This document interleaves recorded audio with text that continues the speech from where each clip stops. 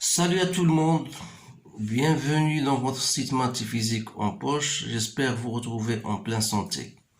Dans cette séance, je vais partager avec vos chers étudiants et étudiantes de la deuxième année baccalauréat un exercice concernant l'étude de fonctions, logarithme bien sûr, et c'est un exercice que j'ai bien choisi bien sûr puisqu'il comporte certaines questions que vous devez quand même vous habituer à faire.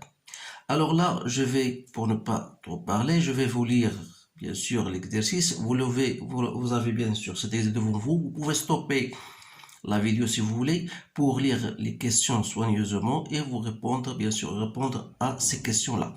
Alors, dans l'annexe ci-jointe, c'est-à-dire l'annexe, c'est-à-dire dans un repère orthonormé, CF est représenté par CF est la représentation graphique de la fonction f définie par sur R plus par f de x égale à moins x carré plus x ln de x plus sur x plus 1 au carré pour x extrêmement supérieur et f de 0 est égal à 0. Ça veut dire quoi? Ça veut dire dans l'annexe, ça veut dire dans ce paragraphe, on vous a donné bien sûr la représentation graphique de la fonction c de f.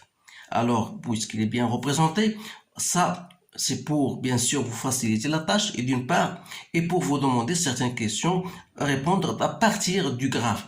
Donc c'est pour cette raison-là que j'ai choisi cet exercice, tout simplement parce que la plupart des étudiants ne savent pas répondre aux questions posées directement sur le graphique. Alors là, c'est fort possible que l'examen national pourra avoir ce genre de questions. On vous donne le graphique et on vous donne des questions sur le graphique. Alors là, si vous n'êtes pas habitué à répondre à ces questions-là, vous serez foutu bien sûr.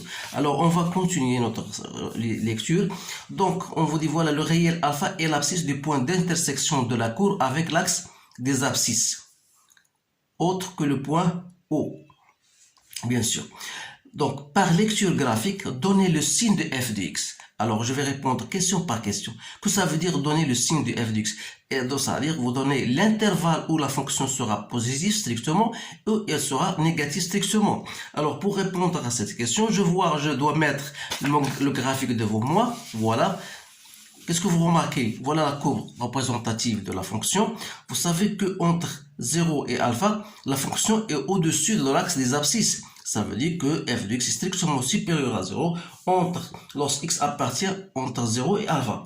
Alors, lorsque x est strictement supérieur à alpha, vous remarquez bien que la fonction est au-dessous de l'axe des abscisses. Cela veut dire que f de x est strictement négatif. Alors, on va noter ces choses-là. Donc, je vais dire, voilà.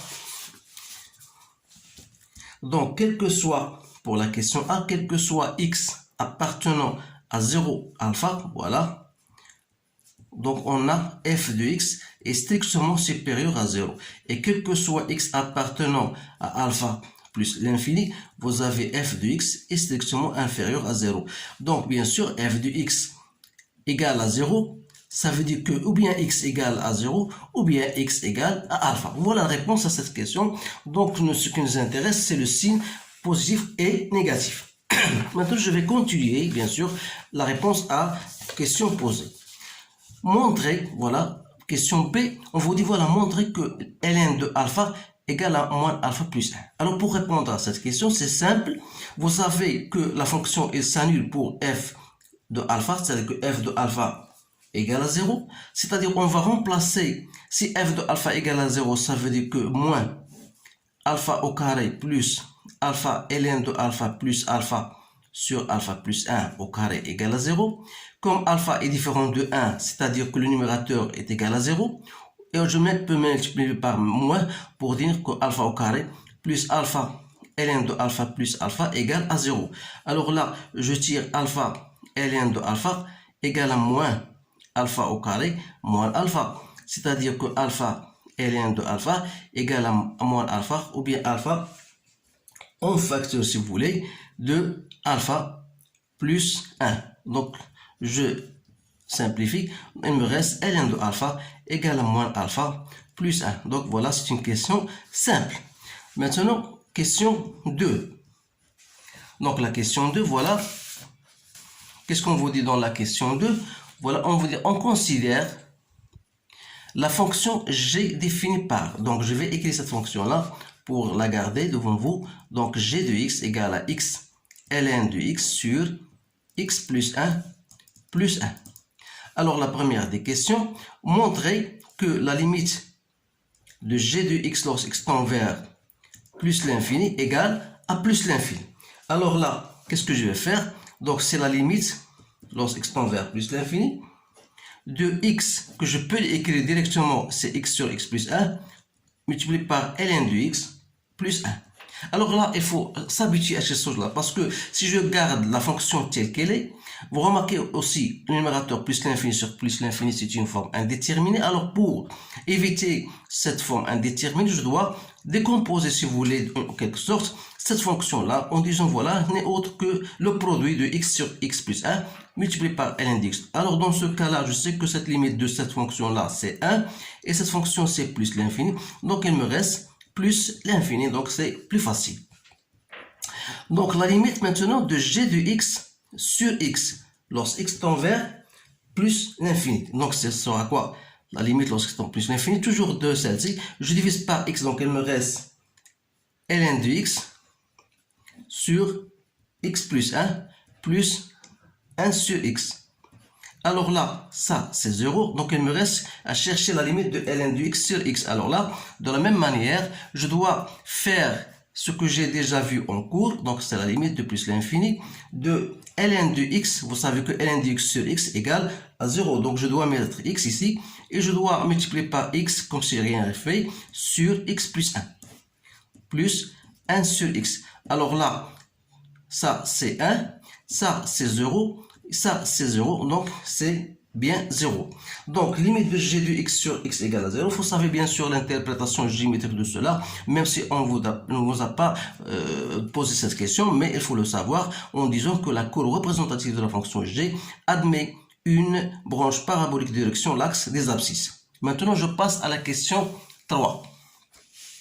Donc la question 3 a montré que pour tout réel x appartenant à alpha, bien sûr pour tout x appartenant à alpha plus l'infini, montrer que g' de x égale moins f de x sur x.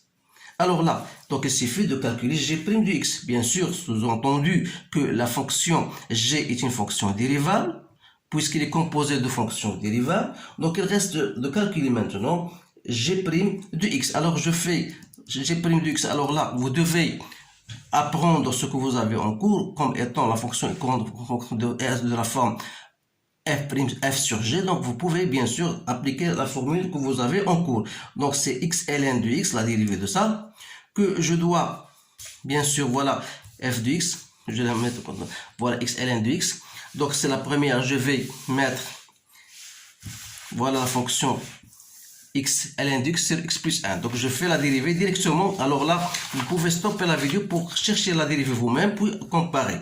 Donc c'est x ln de x plus 1 moins x ln de x fois la dérivée de x plus 1. Tout, je divise par x plus 1 au carré. Ça va me donner ln de x plus 1, x plus 1 moins x ln de x, le tout sur x plus 1 au carré. Donc si j'essaie de faire bien sûr le calcul, donc c'est ln de x, x ln de x plus ln de x plus 1 moins x ln de x, le tout sur x plus 1 au carré. Donc ça, donc il me reste quoi? Il me reste ln de x plus 1 que je divise par x plus 1 au carré. Alors là, qu'est-ce que je vais faire pour aboutir au modèle que j'ai, pour montrer que égal à moins f de x sur x, donc je dois faire apparaître f de x. Donc ça, je peux multiplier par x en numérateur, ça me donne x au carré plus x ln de x plus 1, ou plutôt plus x, pardon. Donc je dois multiplier par x et je divise par x. Donc x plus 1 au carré. Vous remarquez bien sûr que cette fonction-là n'est autre que moins f de x sur x. Voilà, c'est bien ça. Si vous remarquez que la fonction, voilà la fonction f de x, donc moins f de x, ça vous donne ça. Et lorsque vous divisez par x, vous allez aboutir à la fonction g' de x. Alors là, une fois j'ai cela, donc je dois dresser le tableau de variation. Alors, le tableau de variation, c'est simple, mais il ne faut pas oublier que la fonction, bien sûr, est définie sur alpha plus 1.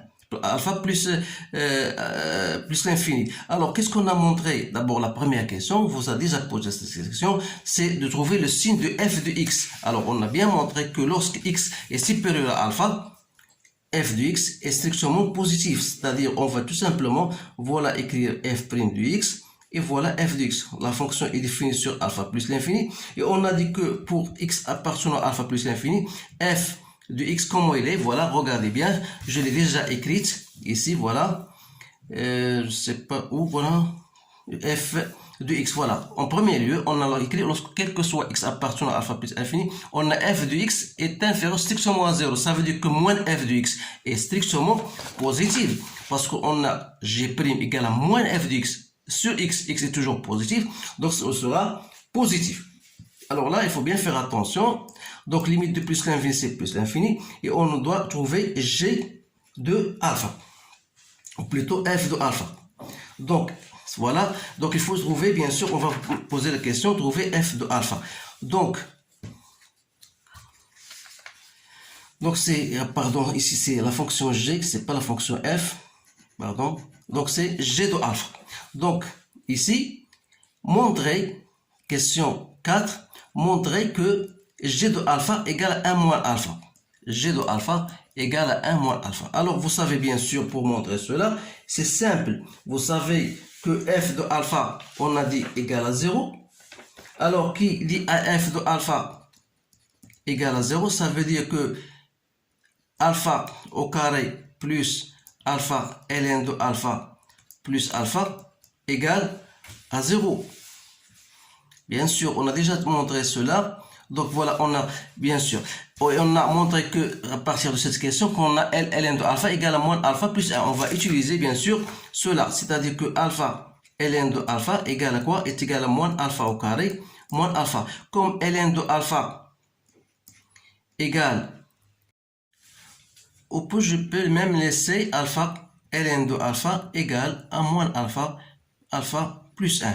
Alors, on a déjà g de alpha d'après l'énoncé. Voilà, g de alpha égale à alpha ln de alpha sur alpha plus 1 plus 1. Donc, je dois remplacer alpha ln de alpha, c'est moins alpha plus 1 sur alpha plus 1. Donc, plus 1. Donc, il reste 1 moins alpha, bien sûr. Donc, on a bien g de alpha égale à 1 moins alpha. Maintenant, on vous dit, voilà, on a dressé le tableau de variation. Et on vous dit, en fin de compte, voilà, construire la courbe C de G. Alors, la construction de la courbe CG, ça fera, bien sûr, sur cette annexe. Donc, on a bien, voilà, remarquez bien que lorsqu'on a alpha, à peu près, ça fait, voilà, un demi, voilà, le point unité, voilà, ça, c'est un demi. Ça veut dire que alpha est compris entre quoi et quoi? Donc, alpha est compris entre, voilà, alpha, voilà ce point-là. C'est où donc on va remarquer que alpha est compris toujours ici entre 0 et 1 demi. Donc si alpha est compris entre 0 et 1 demi, ça veut dire quoi? Ça veut dire que moins alpha est compris entre moins 1 demi et 0. Donc on a 1 moins alpha, j'ajoute ici un 1 et j'ajoute ici un 1. Ça veut dire que g de alpha est compris entre 1 demi et 1. Voilà, g de alpha est compris entre 1 demi et 1, voilà 1 demi et 1. Donc ça veut dire que alpha c'est compris entre ça et ça. Voilà alpha. Donc g de alpha. Donc voilà alpha. Voilà g de alpha. Donc voilà. Donc ici on a quoi? On a bien sûr une tangente horizontale. Alors, puisque d'après le tableau de variation, vous avez bien sûr fonction et part de g de alpha vers plus l'infini. Et on a g de x sur x égale à 0, c'est-à-dire que la fonction aura une branche parabolique de direction O de x. Je ne sais pas si j'ai trouvé, voilà, on m'a montré cela. Donc la courbe aura bien sûr cette allure-là que je vais faire directement. Donc elle aura bien sûr cette allure plus ou moins. Voilà. Ça, c'est la fonction, bien sûr, C de G. Voilà. Donc voilà votre courbe, la fonction graphique de G, voilà la fonction de f de x. Alors là, on va passer aux questions un peu plus difficiles. C'est la suivante. On désigne par A l'aire en unité d'air de la partie du plan limité cette fois-ci par les courbes C de G et C de F. C'est-à-dire, on va utiliser une couleur, bien sûr, pour montrer cela. Donc, limité par C de F et de C de G. Et les droites, voilà C de F et G. Et les droites d'équation x égale à alpha. Voilà x égale à alpha. Et x égale à 1. Voilà l'unité 1. Donc, voilà, bien sûr, votre R qu'il faut calculer. C'est voilà, l'aire limitée par la fonction C de G et C de F. Alors là, cette R-là, bien sûr, c'est quoi? Normalement, je dois l'écrire, voilà. Puisque, remarquez bien que la fonction G, elle est strictement positive. Remarquez bien sûr que G de X est strictement positif, quel que soit X appartenant, bien sûr, à alpha et 1. Entre alpha et 1. Donc, mais la fonction f de X entre alpha et 1, elle est négative.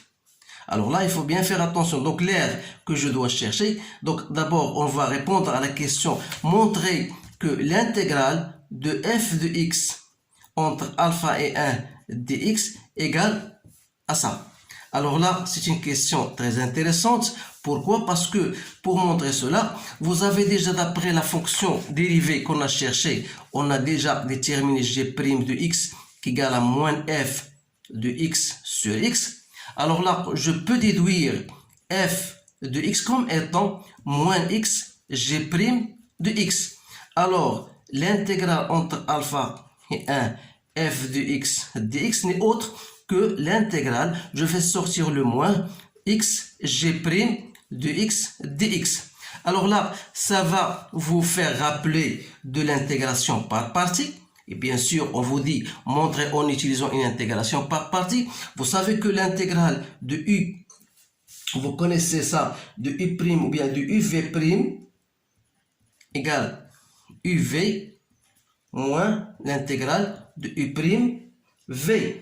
Alors, je dois utiliser cela dans ma démonstration. C'est-à-dire que l'intégrale entre alpha et 1 de f de x dx qui est égal l'intégrale de x g' de x dx, ça c'est entre alpha et 1, n'est autre que de la forme u v', c'est-à-dire que v', voilà ça, je pose ça, c'est u, et ça, c'est v', c'est-à-dire, je la fais de façon directe, c'est uv, donc c'est x, g de x, entre alpha et 1, moins l'intégrale de u'v. Or, u' c'est 1, donc il reste g de x dx, entre alpha et 1.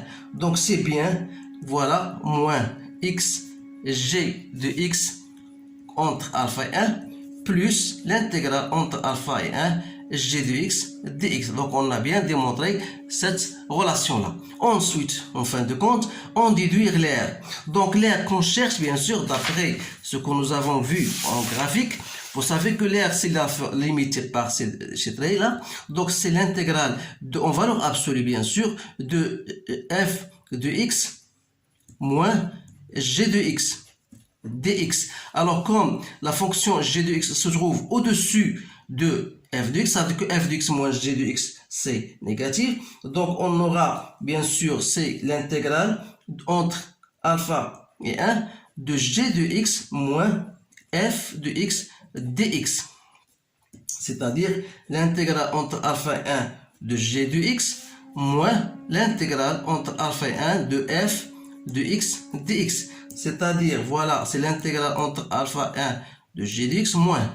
Ça, on a déjà démontré, c'est moins avec le moins, c'est-à-dire, on a déjà démontré que ça, donc, ce sera x plus x g de x entre alpha et 1 moins l'intégrale entre alpha et 1 g de x dx. Alors ça, vous remarquez qu'on va, donc qu'est-ce qu'il reste? Il reste g de x entre alpha et 1.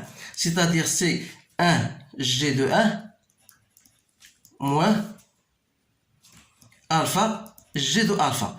Or, G de 1, c'est égal à 1, moins G de alpha, on a déjà trouvé, G de alpha, c'est 1 moins alpha.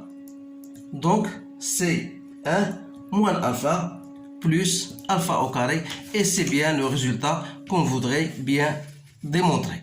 Alors voilà, c'est fini pour cet exercice-là. Donc c'est un exercice plus ou moins simple qui vous aide bien sûr à avoir une notion sur les intégrales, les intégrations par partie. Donc ces choses-là, vous devez bien sûr vous habituer à faire les intégrations par partie et ensuite quand même ces questions qu'on vous demande sur le signe d'une fonction à partir du graphique. Donc ça, c'est très intéressant.